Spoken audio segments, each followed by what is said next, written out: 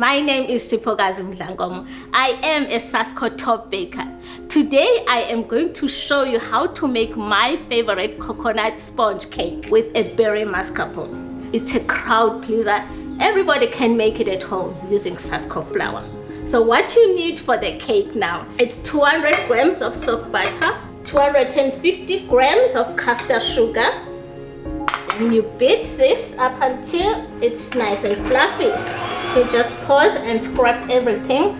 You need a plain bowl. Then you crack one egg at a time.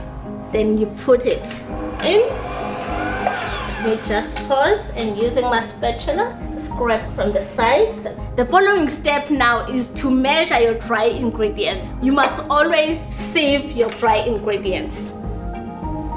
There's 2 cups of flour, half a teaspoon of bicarbonate of soda, 1 teaspoon of salt, 2 teaspoons of baking powder. So now the next step, we're gonna add the sour cream and some lemon juice. You must use your hand to avoid getting the pips of the lemon in your batter. So now I'm just gonna beat this for like a few seconds just to mix it. Ooh, that is nice and creamy. So the next step now is to mix your dry ingredients with your wet ingredients. That's why you must use the soft butter so that you don't have lumps. So now what I'm gonna do is to add the desiccated coconut. It's light, it's fluffy, it's airy because of the dry ingredients that you've sifted before. So now I'm gonna use my 2 springform cake tins. You must just grease it with butter. Then after that, you put a baking paper. That's enough for this one. Put it aside. Then just smooth the top and put it on the side. Then you do the same on the second tin.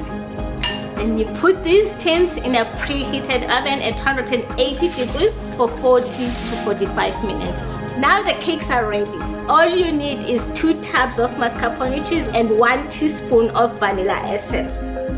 Now for the cream cheese icing, what you need is 50 grams of butter, tab of cream cheese. Then you mix these 2 together up until they are nice and creamy.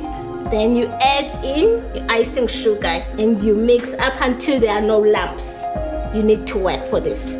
So you want this consistency, smooth and creamy. The next step is the layering of the cake. What you need to do is to cut your cakes in halves. I've already done that. Then I'm gonna take the mascarpone, I'm going to put a layer of the mascarpone here on top of the cake. Put some berries on top. Then you put another half. Then you press it down a little bit. You do this up until all your ingredients are finished. Now the last half, the top one. Now the last step of the cake is the icing of the cake. And what I love about this cake is it's a rustic cake. It doesn't have to be perfect, the icing. Just take your palette knife. Just roughly smooth the top and the sides. And now we're gonna put the berries on top. If you love fruit, this is the chance for you to put lots of it. With some fresh mint. I hope you enjoyed baking my favorite cake as much as I enjoyed sharing it with you. Happy baking, people.